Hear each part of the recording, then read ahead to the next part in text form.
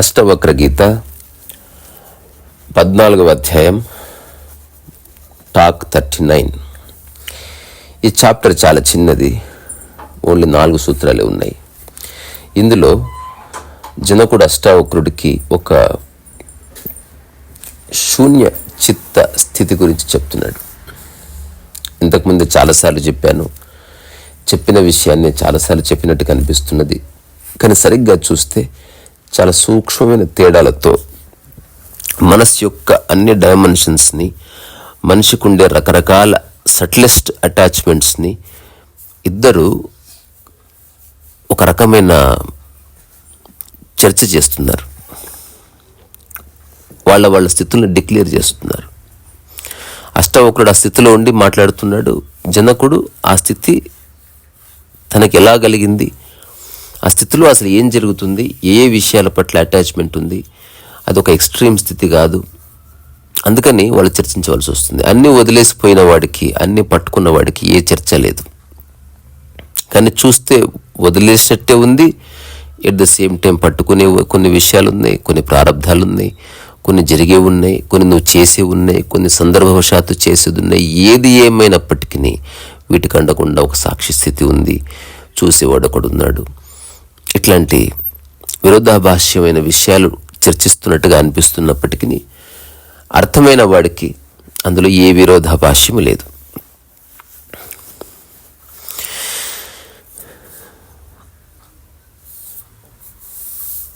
So శూన్య చిత్తం ప్రతి మనిషి యొక్క ఒక అభిలషించే ఒకానొక స్థితి అది.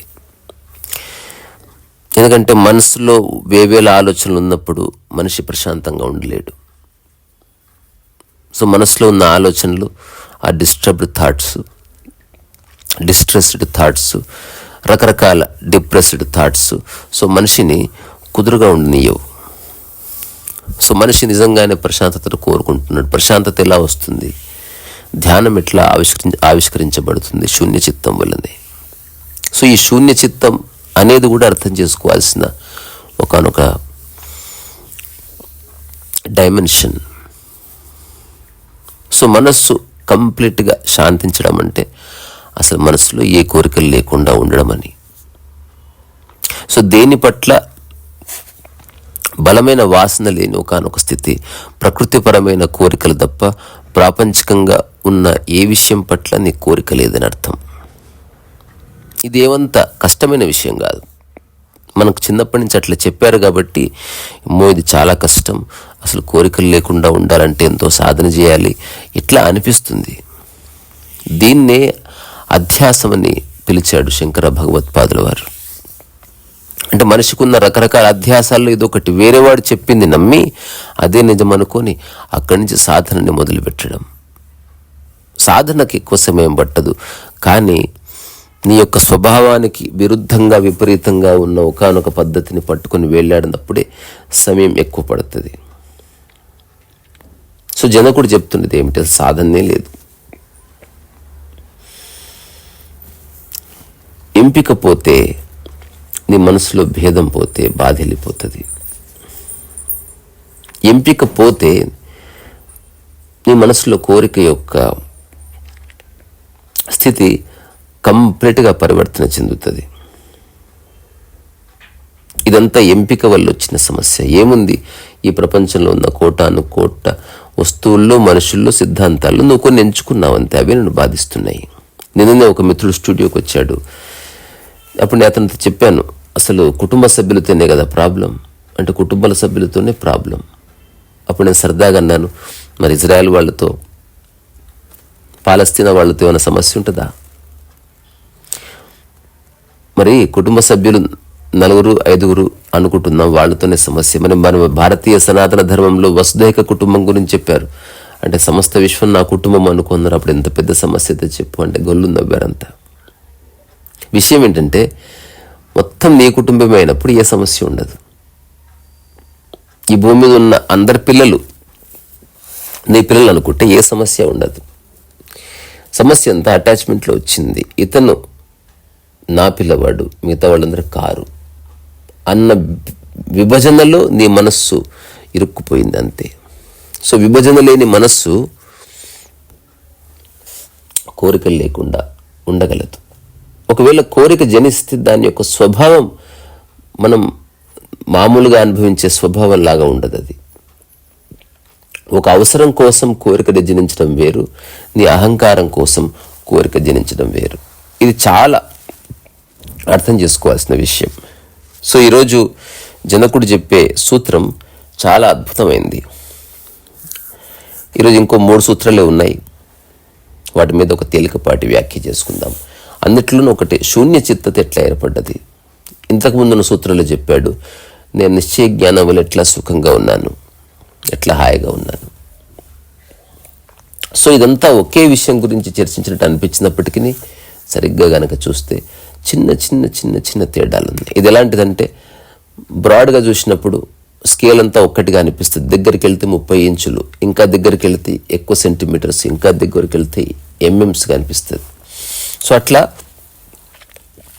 ఈచ్ ఎంఎంకి మధ్యన దగ్గరికి వెళ్తే గ్యాప్ కనిపిస్తుంది.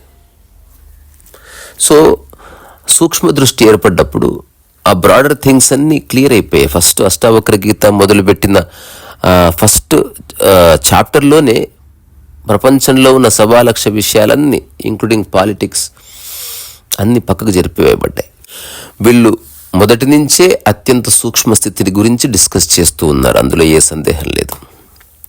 సో ఈరోజు జనకుడు అష్టావక్రతో చెప్తున్నాడు, క్వ ధనాని క్వ మిత్రాణి క్వ మే విషయ దస్యస క్వ శాస్త్రం క్వ చ విజ్ఞానం యదా మే గళిత స్పృహ.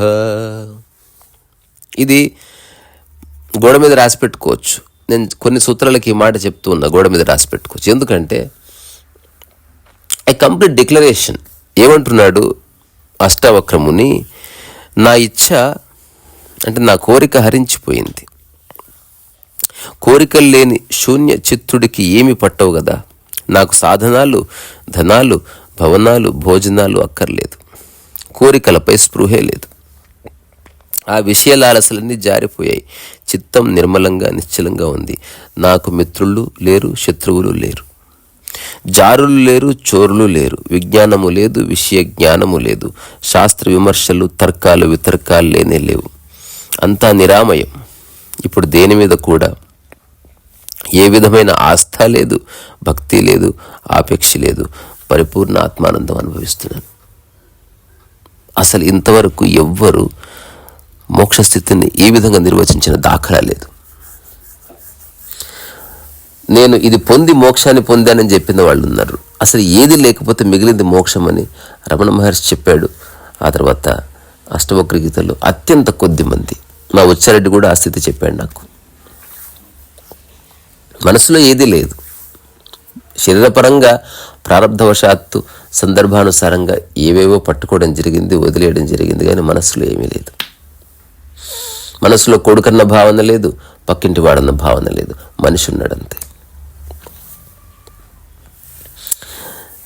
సో క్వ ధనాని క్వ మిత్రాణి క్వ మే విషయదస్యప క్వ శాస్త్రం క్వచ విజ్ఞానం యదా మే గళిత స్పృహ. అంటే డబ్బు మీద పోయింది ఆసక్తి, మిత్రుల మీద పోయింది ఆసక్తి, తర్వాత విషయాలు ఏదో తెలుసుకోవాలన్న దృష్టి దాని మీద పోయింది, అలాగే శాస్త్రాల మీద పోయింది, విజ్ఞానం మీద పోయింది. సో ఏ ఏ విషయాలు మనసును పట్టుకుంటున్నాయో ఆ విషయాలన్నీ పక్కకు జరిగాయని చెప్తున్నాడు అంతే. రెండవది, చాలాసార్లు నేను ఈ విషయాన్ని నా దగ్గరకు వచ్చి అందరికీ గుర్తు చేస్తా, వాళ్ళ ఫోన్ వాళ్ళకి ఇచ్చి, ఇది నీది అనుకున్నప్పటికీ నీది కాదు, జస్ట్ ఎవరిదైనప్పటికీ గౌరవంగా వాడుకున్నప్పటికీ వస్తువు వాడుకునే విధానం అంతే. నువ్వు ఫోన్తో ఏమి ఇస్త్రీ చేసుకోలేవు, అట్లాగే నీ ఇంట్లో ఉన్న భార్యతో నీకేమి ప్రాపంచిక విషయాల్లో చాలా సహాయం దొరకదు. ప్రతిదానికి కొన్ని ధర్మాలు ఉన్నాయి, దాన్ని నువ్వు జస్ట్ అవసరానికి ఉపయోగించుకోవడం నీ ధర్మం అంతే. ఈ నా ఎక్కడి నుంచి వచ్చింది అన్నప్పుడు అందరూ నవ్వుతారు. నేను వాళ్ళ వస్తువులే వాళ్ళ ముందు పెట్టి, నా వస్తువులు పెట్టి, ఇందులో నీది నీ వస్తువు ఎట్లా అయిందో చెప్పంటే నవ్వుతారన్నారు. బాధపడుతున్నదంతా దానివల్లే. నా అనుకుంటున్న రకరకాల విషయాలు అవి చాలా స్వల్పమే. నా కొడుకు, నా కూతురు, నా భార్య, నా వస్తువులు, నా దేశం, ఇలా నా అనుకుంటున్న కొన్ని విషయాల వల్లనే నువ్వు బాధ అనుభవిస్తున్నావు అనేది గుర్తిస్తే గనక జనకుడు చెప్పేది, అష్టవకుడు చెప్పేది అర్థమవుతుంది. సో వాటిని పరిత్యజించి దేశం దాటి ఎక్కడికో హిమాలయాలకు వెళ్ళిపోయి అక్కడ సన్యాసం తీసుకొని అట్లా ఉండమని కాదు. ఇంతవరకు అట్లా చాలామంది చేశారు. వెర్రిగా ఆధ్యాత్మికతను అర్థం చేసుకున్న వాళ్ళు అన్నీ వదిలి కాషాయం కట్టుకుని వెళ్ళిపోయారు. మరి కాషాయం మాత్రం ఎందుకు? మరి హిమాలయాలకు పోయారు. మరి హిమాలయం మాత్రం ఎందుకు? అక్కడ ఏమీ లేదు. నా అనుకున్నవేవి నీకు దూరం అయిపోయినప్పుడు నీ మనసు కాస్త శాంతించినట్టుగా అనిపించింది. అట్లాగే నా అనుకున్న వాళ్ళు మళ్ళీ నీ కంటపడ్డప్పుడు మళ్ళీ సేమ్ చిత్తంలో రకరకాల అలలు అలజడులు రేగుతాయి. ఇవన్నీ తెలిసినవే. కానీ ఇప్పుడు జనకుడు చెప్తుంది చాలా స్ట్రేంజ్ కాన్సిక్వెన్స్. మొట్టమొదటి ఉద్ఘోష ఇది. అంటే నాకు సాధనాలు కానీ, ధనాలు కానీ, భవనాలు కానీ, భోజనాలు కానీ ప్రత్యేకంగా ఏం అక్కర్లేదు. సో విషయాల ఆలస పక్కకెళ్ళిపోయి కోరికల పట్ల స్పృహ లేదు నాకు. చిత్తం నిర్మలంగా అట్లా నిశ్చలంగా ఉండిపోయింది. తద్వారా నాకు మిత్రులు లేరు, శత్రువులు లేరు. ఇది ఒక్కటి రాసుకోండి గోడ మీద. 2009లో ఈ మాట చెప్తే అందరు పక్కన నవ్వారు. స్నేహం ఉంది కానీ స్నేహితులు లేరని చెప్పాను. ఈనాటికి అదే స్టాండు. నాకు పర్మనెంట్ ఫ్రెండ్స్ ఎవరు లేరు, క్లోజ్ ఫ్రెండ్స్ ఎవరు లేరు, జానకి తుకుడాలు ఎవ్వరు లేరు. జస్ట్ మూమెంట్ టు మూమెంట్ స్నేహం ఉందంతే. సో 20 ఏళ్ల మనిషి అయినా, ఈ ఒక్కరోజు పరిచయమైన మనిషి అయినా నీ ప్రవర్తనలో ఏ మార్పు లేదు. కొంత చనువులో మార్పు అటు ఇటు ఉండొచ్చు, కానీ నీ యొక్క కోర్లో ఏ ప్రాబ్లం లేదు. You are only paying attention to వర్తమానపు స్నేహం. సో నేను స్నేహాన్ని వర్తమానపు అనుభూతిగా చూస్తాను. సో అక్కడి నుంచి జనకుడు మాట్లాడుతున్నాడు. మిత్రులు లేరు, శత్రువులు లేరు. శత్రువులు ఎందుకు లేరు అంటే నిన్నెవడో అన్నాడు బాస్టర్డ్ అని, తద్వారా శత్రుత్వం ఏర్పడింది. నువ్వు ఆ తర్వాత 2 నిమిషాలకు మర్చిపోయావు, తద్వారా శత్రుత్వం పోయింది. సో జ్ఞాపకాలు పోతే శత్రుత్వం లేదు, మిత్రత్వం లేదు. తర్వాత విజ్ఞానము లేదు, విషయ జ్ఞానము లేదు. అంటే నేను ఒక విషయాన్ని తెలుసుకొని అనుభూతి చెంది నాకు మాత్రమే తెలిసింది అని గొప్పగా చెప్పుకునే విషయం అంటూ ఏది లేదు. అట్లాగే దేనిపైన ప్రత్యేకమైన శ్రద్ధ లేదు. ఇది కూడా చాలా అద్భుతమైన విషయం. ఆస్థ అంటే తెలుసు కదా, మనకి హిందీలో ఒక ఆస్థా ఛానల్ కూడా ఉంటుంది. అంటే అన్నిట్లోకి ఏదో ఒక దాని పట్ల ఎక్స్ట్రా డివోషన్ ఉండడం ఆస్థ అంటే. అది కూడా లేదంటున్నాడు. ఇది ఒక సామాన్యమైన మనస్సు గల మానవుని యొక్క అద్వితీయ మానసిక పరిపక్వ స్థితి జనకుడు అనుభవిస్తున్నది. ఇది సాధనకు సంబంధించిన విషయం కానే కాదు. సాధనలో ఎవరైతే ఏదైనా సాధిస్తారో వాళ్ళకి ఆ సాధన బరువు మిగులుతుంది. వాళ్ళ ప్రవర్తనల్లో, వాళ్ళ మాటల్లో, వాళ్ళ వేషధారణలో ఖచ్చితంగా వాళ్ళ సాధన యొక్క మరక కనిపిస్తుంది. సమాజం అంతా దాన్ని గౌరవించింది. సాధువులను చూసినప్పుడు అట్లా వాళ్ళు రకరకాల బొట్లు రవించుకొని కూర్చున్నప్పుడు, వాళ్ళు దండాలు పట్టుకొని కూర్చున్నప్పుడు, లేదా ఒక రకంగా ఉన్మత్త స్థితిలో మాట్లాడుతున్నప్పుడు, ఒక రకమైన ధ్యాన స్థితిని వాళ్ళు అనుభవిస్తున్నప్పుడు మన వాళ్ళంతా పోయి కాళ్ళ మీద పడ్డారు. They are also suffering. ఒక సహజ స్థితిలో నువ్వు ప్రత్యేకంగా నటించేది ఏమి ఉండదు, అబ్సల్యూట్లీ ఉండదు. సో జనకుడు చెప్తున్నది అదే. నీవు సమాధి స్థితిని నువ్వు సహజంగా అనుభవించినప్పుడు ప్రత్యేకంగా సమాధి అంటూ ఉండదు. నీ కదలికలోనే ఒక సమాధి. సమాధి అంటే నిశ్చల శూన్య మానసిక స్థితి ఏర్పడ్డది. నీ మనసు అటు ఇటు పరిగెత్తడం లేదంతే. సో ఇది ఎప్పుడో మరణించేటప్పుడు మనిషి అనుభవించాల్సిన స్థితి కాదు. తొందరగా అర్థం చేసుకుంటే నీ జీవితం చాలా సంవత్సరాలు చాలా ఆహ్లాదకరంగా, ప్రశాంతంగా, సుఖంగా అట్లా గడిచిపోతుంది. ఈ భూమి మీద ఉన్నది నువ్వు కష్టాలు పడి కన్నీళ్లతో మేకప్ ఖరాబ్ చేసుకోవడానికి కాదు. You are here to be just happy, blissful for no great reason. Einstein ఇచ్చిన ఒక స్టేట్మెంట్ చదువుతా, మీరు వినండి. ఐన్స్టీన్ అంటే మనందరికీ తెలుసు, విశ్వరహస్యాలని అన్రావెల్ చేసినవాడు, థియరీ ఆఫ్ రిలేటివిటీని ప్రపంచానికి అందించినవాడు. ఇప్పటికీ అతి చిన్న వయసులో ప్రొఫెసర్ అయినవాడు, ప్రపంచాన్ని సైన్స్ పరంగా దుమ్ము దులిపేసినవాడు, ఒక ఐకన్, ఒక లెజెండ్. ఇప్పటికీ ప్రపంచంలో ఉన్న అందరు సైంటిస్టులకి ఒక ఆరాధ్యుడు, ఒక ఇన్స్పిరేషన్. అట్లాంటి ఐన్స్టీన్ ఇలా అన్నాడు 1954లో. So he wrote a letter, ఒక ఉత్తరం రాశాడు ఒక మ్యాగజైన్కి. అందులో అతను డిక్లేర్ చేశాడు. సో ఈ పదాన్ని నేను యాక్సెంచుయేట్ చేస్తున్న, declare. He declared that where he is, ఒకవేళ అతను మళ్ళీ యువకుడే గనకైతే, he would not try to become a scientist. I would rather choose to be a plumber or a peddler in the hope to find that modest degree of independence still available under present circumstances అన్నాడు. ఒకవేళ మళ్ళీ తిరిగి తనకు యవ్వనం కనుకొస్తే నేను చక్కగా plumber అవుతాను, peddler అవుతాను, ఒక చిన్న డిగ్రీ తీసుకుంటాను, హ్యాపీగా బతుకుతానని చెప్పాడు. ఎందుకు చెప్పాడు అనేది ఐన్స్టీన్కే తెలుసు. బికాజ్ ఎవరైతే ఒక విషయాన్ని సంపూర్ణంగా అనుభవిస్తారో వాళ్ళకి తెలుస్తుంది వాళ్ళు అనుభవిస్తున్నది ఏ ప్రయత్నం లేకుండా కూడా అనుభవించవచ్చు అని. ఇది నిజంగా నిజం. సరే, ప్రాపంచికంగా నువ్వు సక్సెస్ ఏదైనా పొందినప్పుడు ఆ సక్సెస్ ఒక లైమ్ లైట్లో చూడబడుతుంది. ఆ 2 నిమిషాలు ఆ లైమ్ లైట్ నీకు వచ్చినట్టు అనిపిస్తుంది, మనం విషయం నుంచి పక్కకు జరుగుతాం. కానీ నిజానికి ఆ సక్సెస్ వల్ల నీకు ఒక ఆత్మసంతృప్తి కలిగింది. ఆ సక్సెస్ లేకపోతే ఆత్మసంతృప్తి లేదన్నట్టేగా. సో నువ్వు సక్సెస్ అయిన ఆ 10 క్షణాలు, ఆ 10 గంటలు మాత్రమే నువ్వు ఆనందంగా ఉన్నట్టు, మన మిగతా సమయం అంతా నీ యొక్క మానసిక స్థితి ఏమిటి? సో అప్పుడప్పుడు వచ్చిపోయే ఆనందాలను అనుభవించే నీవు శాశ్వత ఆనందంలోకి రా అని జనకుడు చెప్తున్నాడు. దానికి ఏమిటి?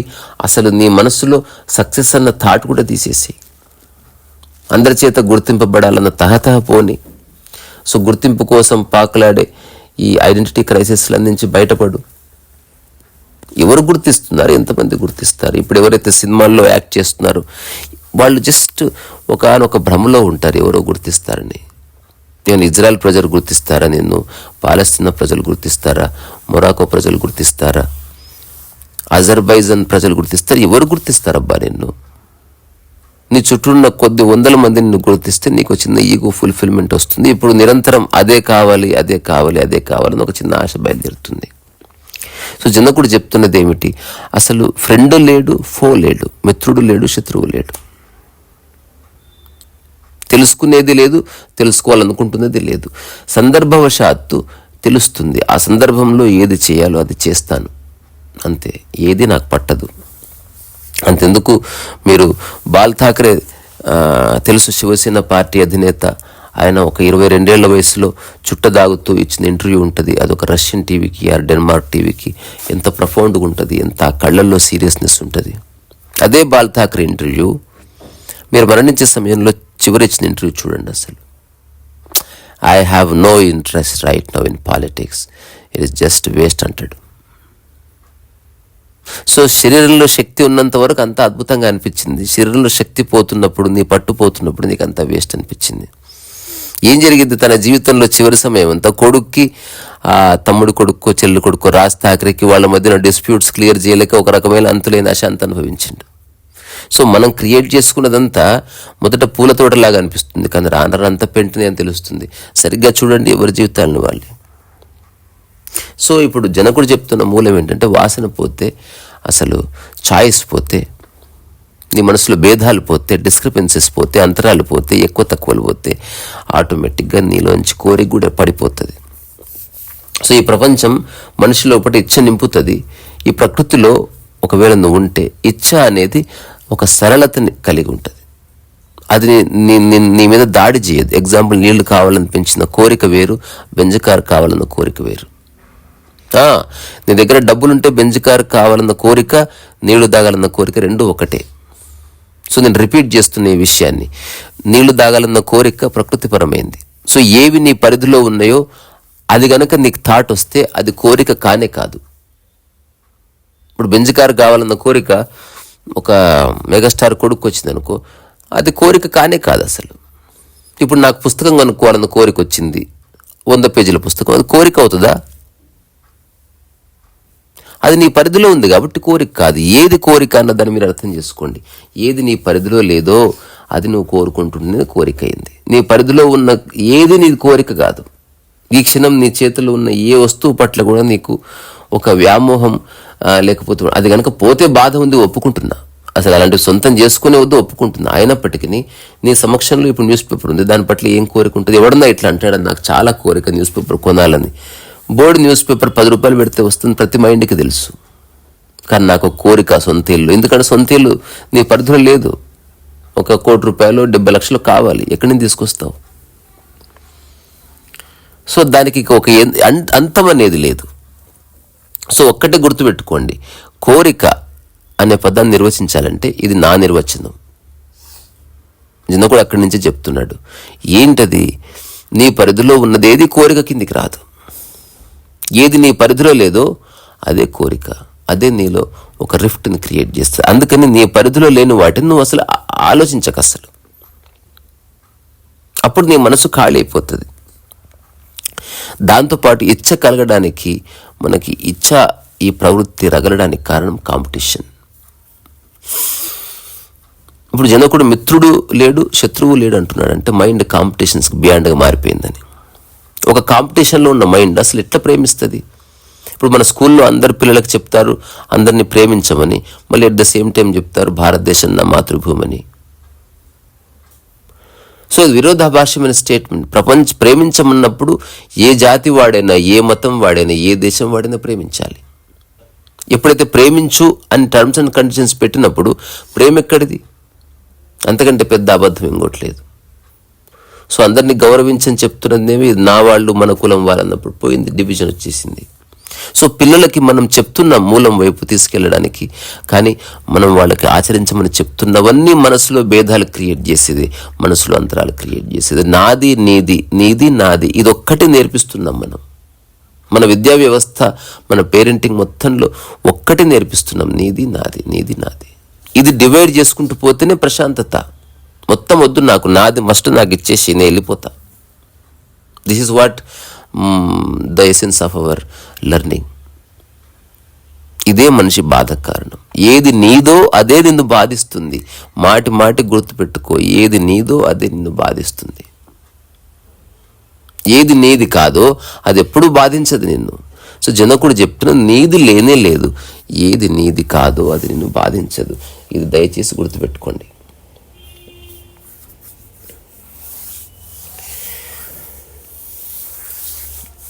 సో జనకుడు చెప్తున్నది ఒక సాదాసీదా మనిషి అనుభవించే స్థితి గురించి.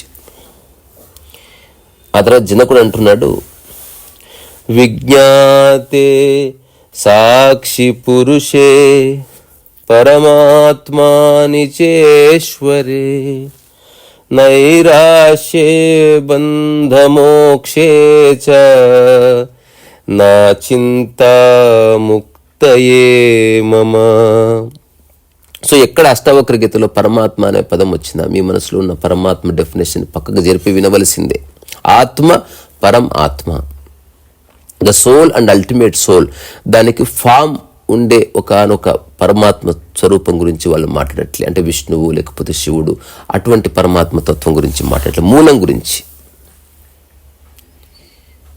గురించి వాళ్ళు మాట్లాడుతున్నారు. సో జనకుడు అంటున్నాడు, ఓ ఆచార్యదేవ, సాక్షి పురుషుడు త్వం పదవాచ్యుతుడైన జీవుడు, పరమాత్మ తత్ పదవాచ్యుడు. ఈ జీవుడు ఈశ్వరుడైన పరమాత్మను తెలుసుకున్న తర్వాత ఆశారహితుడవుతాడు. ఆ జీవుడికి ఇక బంధమోక్షాలు ఉండవు, ముక్తి గురించి చింత ఉండదు. దేహేంద్రియాలకు సాక్షిభూతుడు జీవుడు, ఈశ్వరుడు పరమాత్మ, జీవ ఈశ్వర తత్వార్థం లక్ష్యార్థం తత్వమసి మహావాక్యం అని చెప్పాడు. సో విజ్ఞాతే సాక్షి పురుషే పరమాత్మని చేశ్వరే నైరాశ్యే బంధమోక్షేచ.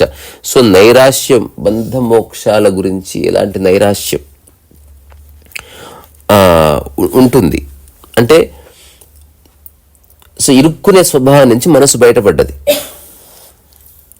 తద్వారా ముక్తి గురించి ఏ చింత లేదు. అసలు నిన్ను ఎవ్వరు బంధించనే లేదనుకో, నువ్వు ఎప్పుడన్నా ఇలా ఆలోచిస్తావా, నేను ఎవరిని వదిలేస్తే బాగుండు, నిన్ను ఎవరన్నా పట్టుకోలేదనుకో, అప్పుడు నీకు ఎప్పుడు నన్ను వదిలేస్తే బాగుండని ఆలోచన రాదు. ఇప్పుడు శారీరక పరంగా నిన్ను ఎవరు పట్టుకోలేదు, మరి పట్టుకున్నది ఏమిటి? మానసికంగా ఒక ఆలోచన పట్టుకుంది, లేకపోతే ఒక కాంక్ష పట్టుకుంది, ఆశ పట్టుకుంది, మోహం పట్టుకుంది, ఏదో ఒకటి పట్టుకుంది కదా.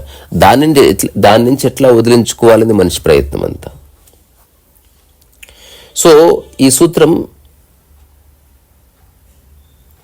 కొంచెం ఫిలసాఫికల్గా చెప్తే అర్థమయ్యే సూత్రం. లిటరల్గా చెప్తున్నాడు, నువ్వు నిమిత్త మాత్రంగా ఉండు.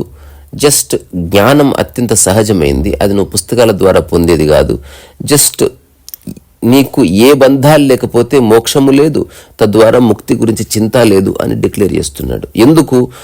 జ్ఞాని ఎవడైతే ఉన్నాడో, సహజమైన జ్ఞానం కలిగి ఉన్నవాడు, తన శరీర ధర్మాలకి, తన ఇంద్రియాలకి అతను నిరంతరం సాక్షిగానే ఉంటాడు. తద్వారా ఆ శరీరము మనసు చేసే ఏ పని దాని యొక్క ఫలితం తన మనసుకు అంటుకోదు. బాత్ ఖతం. సింపుల్. మనకి వేదాల్లో 2 రకాల వాక్యాలు ఉన్నాయి. ఒకటి అవాంతర్ వాక్యం, రెండోది మహావాక్యం. సో మహావాక్యాలు మనకు తెలుసు, అహం బ్రహ్మాస్మి, లేకపోతే 4 వేదాల్లో వచ్చిన అయమాత్మ బ్రహ్మ, తత్వమసి, ఇట్లాంటివి మహావాక్యాల కింద లెక్క. అట్లాగే అవాంతర్ వాక్యం కూడా ఉంది.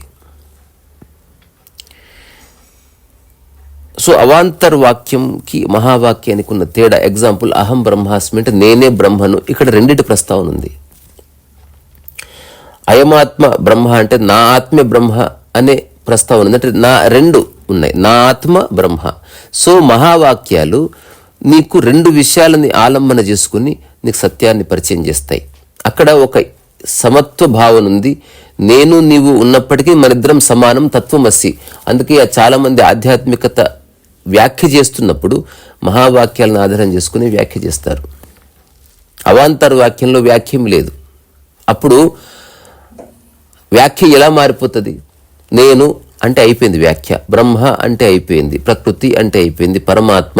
అంతేగాని నేను బ్రహ్మని, నేను సాక్షిని, నేను పరమాత్మని అని చెప్పుకోవడం ఉండదు. నేను ఒకటి, ఆ 2 ఒకటే అని చెప్పినప్పుడు అది మహావాక్యం అవుతుంది. అంటే ఒక మనిషి తలంలో నిలబడి ఆధ్యాత్మికత చెప్పినప్పుడు మహావాక్యాలు, నువ్వు పరమాత్మ తలంలో నిలబడి నువ్వు ఆధ్యాత్మికత చెప్పినప్పుడు అవాంతర వాక్యాలు. సో ఈ భూమి మీద శంకర్ భగవత్పాదులు కానీ, ఇప్పుడున్న గురువులు కానీ, లేకపోతే ఓషో కానీ, లేకపోతే రమణ మహర్షి కానీ, ఎవ్వరు వ్యాఖ్య చేసినప్పటికీ మహావాక్యాలను ఆధారం చేసుకుని వ్యాఖ్య చేస్తారు. బికాజ్ మనిషి తలంలో ఉండి పరమాత్మతత్వాన్ని మాట్లాడాలి, మనిషి పరమాత్మ ఒకటే అని చెప్పాలి, మనిషి సాక్షిని చెప్పాలి, మనిషి అల్టిమేట్ చెప్పాలి. So you become the most important dimension to discuss other parallel dimension. అంటే ఒకే ఒక్క తలములో నిలబడి అది ఇది ఇది అది. అందుకే ఆధ్యాత్మిక పుస్తకాల పేరు ఇట్లా ఉన్నాయి, దిస్ ఈస్ దట్, లేకపోతే I am that, Nisargadatta.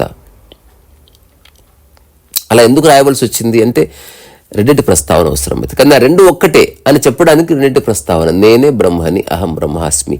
So నేనే బ్రహ్మని అని చెప్పే బదులు బ్రహ్మ అంటే అయిపోయింది, నేనే అంటే అయిపోయింది. ఇలా ఉందంటే నేనే మగవాణ్ణి అని చెప్పినట్టుంది.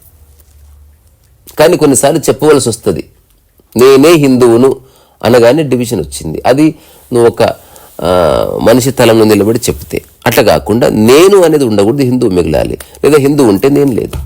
ఇప్పుడు ఇది పూర్తి ఇంకొక తలంలో ఆధ్యాత్మికతను చర్చించడం లాంటిది. సో అవాంతర వాక్యాన్ని బేస్ చేసుకుని ఆధ్యాత్మికత చర్చించిన వాళ్ళు ఉన్నారు. వాళ్ళ మాటలు ఎవరికి అర్థం కాలే. వాళ్ళని ఈ ప్రపంచం పిచ్చి వాళ్ళు అన్నది, ఏం చెప్తాడో ఒక్క ముక్క అర్థం కాదన్నది. సో ఆధ్యాత్మికత అంటే ఏంది అని ఒక సాధువు దగ్గరికి ఎవరు వెళ్ళి అడిగితే, అతను వాళ్ళు తీసుకొచ్చిన ఆహార పదార్థాన్ని ఒక ముద్ద తిని ఆ ముద్దను కుక్క నోట్లో పెట్టాడు.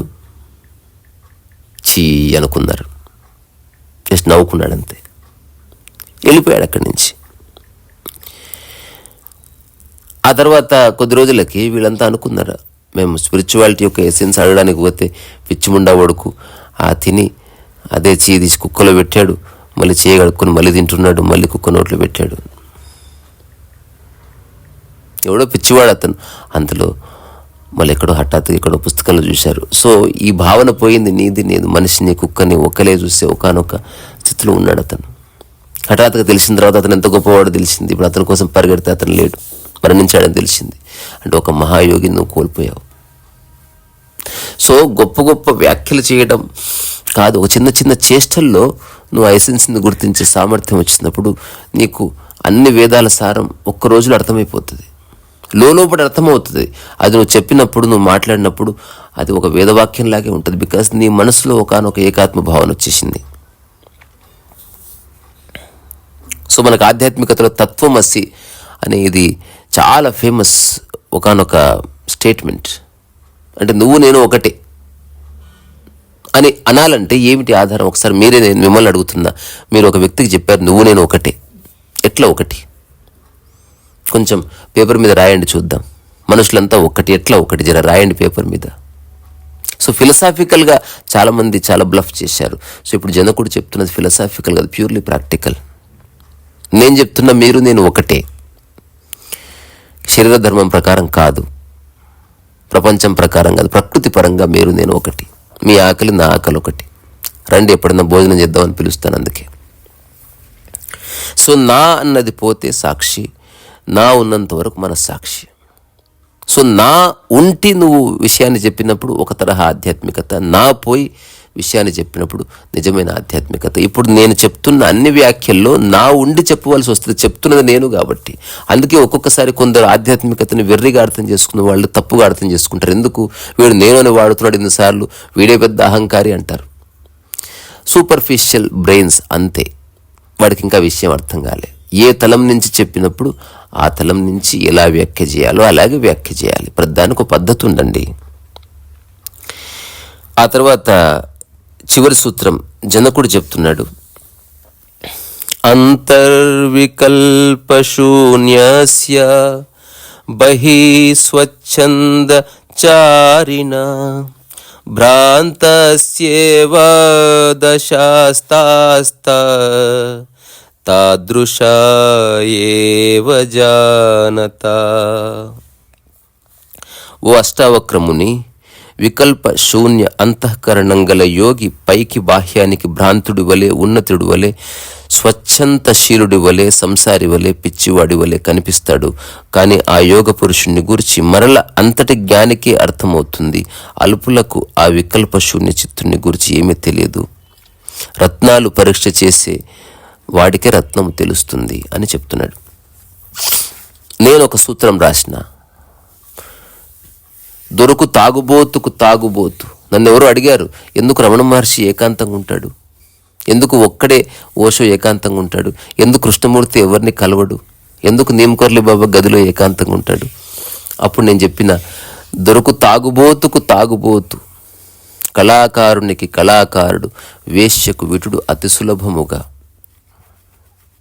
జ్ఞానికి జ్ఞాని దొరుకుట అసాధ్యము గనుక జ్ఞానికి ఏకాంతము అనివార్యము రీ సరస్వైస అని చెప్పాను. ఏకాంతంగా ఉండడం వాళ్ళ స్వభావం కరెక్టే, అలాగని మనుషులతో కలవకుండా ఉండాలని ఏమీ కాదు. అట్లాంటి మనిషి వస్తాడేమో అని ఎదురు చూస్తుంటారు. ఇప్పుడు నువ్వు స్కూల్ పిల్లవాడు అయితే స్కూల్ పిల్లవాడు దొరుకుతాడు, స్ట్రీట్ క్రికెటర్ అయితే స్ట్రీట్ క్రికెటర్ దొరుకుతాడు. కానీ నువ్వు గ్రాండ్ మాస్టర్ అనుకో, మరి నీకు చెస్ ఆడేవాడు కావాలంటే చాలా కష్టమైపోతుంది. ఇంకా ప్రతి ఇన్ఎక్స్పీరియన్స్డ్ చెస్ ప్లేయర్తో నువ్వేం ఆడతావు? అస్సలు ఆసక్తి ఉండదు. మా ఊర్లో ఒక అతను ఉండేవాడు చెస్ ప్లేయర్, అప్పటికే స్టేట్ లెవెల్లో ఆడుతున్నాడు. ఆ గ్రాండ్ మాస్టర్ ర్యాంకింగ్లోకి అప్పుడప్పుడు ఎంటర్ అవ్వాలని ప్రయత్నం చేస్తున్నాడు. ఎప్పుడు ఒక రకమైన చెస్ బోర్డు పట్టుకొని తిరిగేవాడు. నాకు చెస్ అంటే అమితమైన ఆసక్తి ఉండేది. ఇతను బాగా ఆడతాడని తెలిసి మా ఇంటి పక్కన అంకుల్ వీళ్ళతో ఆడే నేను వాళ్ళని వదిలేసి అతని దగ్గరికి వెళితే అతను ఒకసారి నాకు చెప్పాడు, మీతో ఆడలేనబ్బా, ఈ ఊర్లో ఎవరితోనూ ఆడలేను, నేను చెస్ బోర్డు పట్టుకొని తిరుగుతున్నది ఎవరికైనా ఒక స్థాయి చెస్ వచ్చేమని, అంత బేకారుగా ఆడలే ఉన్నారు. అసలు నువ్వన్నా బాగా ఆడతావు అనుకుంటే నువ్వు దరిద్రునివే, 2 స్టెప్పులకే ఓడిపోతున్నావు, నీకు ఓపెనింగ్ సరిగ్గా రావు, తెలుసుకో అని నా మీద అరిచిపోయాడు. కరెక్టే చెప్పాడు. సో జ్ఞానికి జ్ఞాని దొరుకుట అసాధ్యము గనుక అయ్యో జ్ఞానికి ఏకాంతం అనివార్యమైపోయింది. అట్లాంటి వ్యక్తి వస్తే ఎందుకు కలవడు? రమణ మహర్షి ఒకసారి తన కూర్చున్నప్పుడు తన బెడ్ మీద ఒక స్వామీజీ, పెద్ద ఆయన పేరు మర్చిపోయాను, శివానంద అనుకుంటా, అలా కడపలోకి రాగానే రమణ మహర్షి పరిగెత్తుకుని వచ్చి ఆయన కాళ్ళు పట్టుకుంటే అందరూ ఆశ్చర్యపోయారు, ఈయనంత పెద్ద యోగం అని. సో యోగికి ఎవరిష్టము అంటే, యోగిని యోగిలా చూడని వాడికి యోగి అంటే ఇష్టం, లేదా యోగిని గుర్తించేవాడిని యోగి ఇష్టం. ఇష్టపడ్డం అంటే దాని ఉద్దేశం మిగతా వాళ్ళని ఇష్టపడడం లేదని ఎదురు చూస్తారు. ఒక్కసారన్నా so that you also can discuss many other things. అందుకని యోగి దొరకడు కాబట్టి జస్ట్ మౌనంగా ఉంటారు అంతే. ఇప్పుడు ప్రధానమంత్రి కూడా ఒంటరినే పడుకుంటాడు తెలుసా. ఎమ్మెల్యేలు అంతా కలిసి ఒక రూమ్లో పడుకోవచ్చు, ప్రధానమంత్రి ఎమ్మెల్యేలు ఎంపీలు కలిసి పడుకోవడానికి వీల్లేదు, ప్రోటోకాల్ ఒప్పుకోదు. సో నీకు జీవితం అర్థమవుతున్న కొద్దీ చాలామందిని నువ్వు వదిలేస్తావు, అలా జరుగుతుంది అంతే. సో జనకుడు చెప్తున్నాడు, అంతర్వికల్ప శూన్యస్య బహి స్వచ్ఛందచారిణ భ్రాంతస్యేవ దశాస్తాస్తా తాదృశ ఏవ జాయతే. ఒక జ్ఞాని చూసే వాళ్ళకి సంసారిలాగా అనిపిస్తాడు. నిజమైన జ్ఞాని, నిజమైన యోగి ఒక స్పెషల్ అపియరెన్స్ ఉంటే ఏముండదని చెప్తున్నాడు. నేనే ఒకసారి ఇట్లా చెప్పాను, దర్శనం జరిగితే ప్రదర్శనం పోతుంది అని చెప్పాను. సో నిజంగా నీకు జీవితం అర్థమైతే నువ్వు ప్రదర్శన నుంచి బయటపడతావు ఖచ్చితంగా. నువ్వు ప్రదర్శిస్తున్నావంటే నీకు జీవితం అర్థం కాలేదు. You are playing for galleries ఇంగ్లీష్లో అన్నట్టు, you are doing for some brownie points ఇంగ్లీష్లో అన్నట్టు. నువ్వు ఎవరినో సాటిస్ఫై చేయడానికి నీ ఆధ్యాత్మికత పాడైంది, కానీ you are not really living that. నీకంటూ కొందరు ఆడియన్స్ ఉన్నారు. ఇప్పుడు ఆడియన్స్ని ప్లీజ్ చేయడమే నీ దరిద్రం పని అంతా. ఇప్పుడు నేను అష్టావక్ర గీత చెప్తున్నా నా యూట్యూబ్ ఛానల్లో, నాకు ఎవరు ఆడియన్స్ లేరు. I don't even care or I don't give a damn. ఈ సమస్త ప్రకృతి నా యొక్క శ్రోత, ఆకాశం నా శ్రోత, నిశ్శబ్దం నా శ్రోత, భూమి నా శ్రోత. మిగతావి అక్కర్లేదు. మిగతావన్నీ వస్తాయి పోతాయి. వాటిని నమ్ముకుంటే గంగలు గలవాల్సిందే ఏదో రోజు. వినేవాళ్ళు ఉన్నారు, ఇప్పుడు బాగా వింటున్నారు అన్న భ్రమలో పడితేనా వినని రోజు నాకు బాధ తప్పదు కదా. సో ముందే తెలుసు నాకు, నేను విముక్తిలో నుంచి ఈ పనంతా చేస్తున్నా. సో జనకుడు చెప్పేది ఏమిటంటే, శూన్య అంతఃకరణం గల ఒక యోగి పైకి రకరకాలుగా కనిపిస్తాడు. ఒకసారి సంసారిలాగా, ఒకసారి గృహస్థులాగా, ఒకసారి ఉన్నతంగా ఉన్నవాడు, లేదా ఒకసారి పిచ్చివాడిలాగా, ఒకసారి లఫుడ్ గానిలాగా కనిపిస్తాడు. బికాస్ అతను ఏ ధారణతో లేడు. చెప్పాను కదా, జనకుడు చెప్తున్న సందర్భ జ్ఞానం గురించి. ఈ సందర్భంలో అట్లా చేయవలసి వచ్చింది. నేను మా బుచ్చారెడ్లు చూసేవాడిని, తాగుబోతులు వస్తే తాగుబోతులతో తాగుబోతుగా ఉండేవాడు. హఠాత్తుగా ఎవరైనా ప్రొఫెసర్ వస్తే చాలా గొప్ప ప్రొఫెసర్ యొక్క ఎక్సలెన్స్తో మాట్లాడేవాడు. ఎవరైనా మూర్ఖుడు వస్తే వాడితో అలాగే మాట్లాడేవాడు. ఒకసారి నేను చూశాను, సార్ అసలు ఈ బ్రాండీ విస్కీ ఇవన్నీ ఎట్లా తయారు చేస్తారంటే అసలు గంటన్నర చెప్పాడు. అసలు నేను మొదటిసారి అంత వ్యాఖ్యానం విన్నా.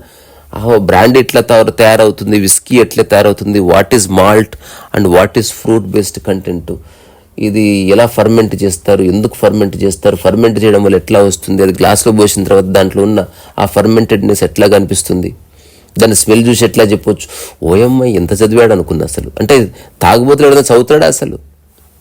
పోనీ తాగేవాడు బ్రాండీ తాగుతాడు, కానీ బ్రాండీ ఎలా తయారవుతుంది వాడికి ఎందుకు? సో జ్ఞాని స్వభావం నువ్వు పట్టలు, నీవు జ్ఞానివైతే తప్ప. సో అందుకే నేను మళ్ళీ ఒక స్టేట్మెంట్ ఇస్తున్నాను. ఒక యోగికి కానీ జ్ఞానికి కానీ ఇద్దరు పాత్రులు, ప్రీతి పాత్రులు. ఎవరైతే అసలు యోగిగా గుర్తించరో అట్లాంటి వాళ్ళు, లేదా ఎవరైతే నిజంగా యోగి అయ్యుండి యోగి అని గుర్తిస్తారో అట్లాంటి వాళ్ళు. అలాంటి వాళ్ళు వచ్చినప్పుడు యోగి కాస్త సెలబ్రేట్ చేసుకుంటాడు. మిగతా అన్ని సమయాల్లో అతను మౌనంగానే ఉంటాడు. యోగ వాసిష్టంలో ఒక చిన్న సూత్రం ఉంది, అది చెప్పి ముగిస్తాను. సం శాం తాం తః కరుణో గలిత వికల్ప స్వరూప సారమయ పరమ శమామృత తృప్తస్థిష్టతు విద్యాన్ని రావరణ. అంటే భావోద్వేగాలన్నీ ఉపశాంతి పొంది, వికల్పాలు మనోబుద్ధులు శాంతించి, మాయా అవనిక ఛేదించి, అనంత శాంత్యామృతాన్ని పానం చేస్తూ సంతృప్తుడైన సంయమేంద్రుడు సదాశాంతుడై జగలీలకు సాక్షిభూతుడుగా మాత్రమే విరాజిల్లుతాడు. అట్టి మహాజ్ఞాని మానవులకు మార్గదర్శి ధృవతారే మహాకాశంలో చిదాకాశంలోనూ ప్రకాశిస్తుంటారు. ఇది యోగ వాసిష్టంలో. అదే జనకుడు ఈ పై వరకు అంతా ఓకే, అన్నిటికీ సాక్షి ఉండడం వరకు జనకుడు చెప్పింది. కానీ యోగ వాసిష్టంలో మళ్ళీ నీకు ఒక కార్యకారణాలు నిర్దేశించబడతాయి. జనకుడు యొక్క అష్టావక్ర గీతలో ఏ కార్యకారణాలు లేవు, అసలు నీకు ఏ అంబిషన్స్ లేవు, ఏమి లేవు. సందర్భంలో ఉంటే అంబిషన్ ఎస్టాబ్లిష్ అవుతుంది, నెరవేర్చబడుతుంది. కానీ అన్నిటికీ సాక్షిగా ఉంటావు. నువ్వు దేన్ని ఈగోగా మార్చుకో, బాత్ ఖతం. సో ఈ భూమి మీద పారిపోయిన వాడు గుర్తింపబడతాడు, త్యాగం చేసిన వాడు గుర్తింపబడతాడు. నిజమైన జ్ఞాని గుర్తింపబడడు. నువ్వు గుర్తింపబడాలనే కదా వేషం వేసుకునేది. సో ఆ వేషం తీసేస్తే ఐడెంటిటీ పోయే. ఒక రకంగా బిహేవ్ చేయడం, ఒక ఆఫీస్ పెట్టుకోవడం, ఒక దుకాణం పెట్టడం, ఒక రకంగా ఒక విగ్రహం పెట్టి, ఇదంతా గుర్తింపు కోసమే. You want to create a brand out of you. ఎవడి చెవులో పూలు పెడుతున్నారా మీరంతా? సో జనకుడు అనేది ఏంటంటే రత్న పరీక్ష అంటే డైమండ్స్ని టెస్ట్ చేసేవాడికి డైమండ్ తెలుస్తుంది, మిగతా వాళ్ళందరికీ అవి రంగిరాళ్లే కదా. అట్లా నువ్వు యోగివైతే నీకు యోగి తెలుస్తాడు, నువ్వు ఎవరువో నువ్వు వారిని కలుస్తావు.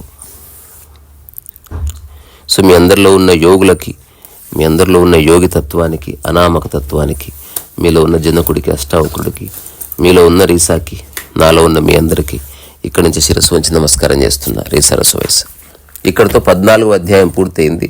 15వ అధ్యాయం అష్టావక్రుడు మాట్లాడతాడు. ఇంకెంత ఫ్యూ శ్లోకాస్ ఉంది, ఊరికే వినండి. ఆ కారణంగా చేరవలసింది తప్పక చేరుతుంది, అర్థం కావాల్సింది తప్పక అర్థమవుతుంది. రీసరస్సు వయసు.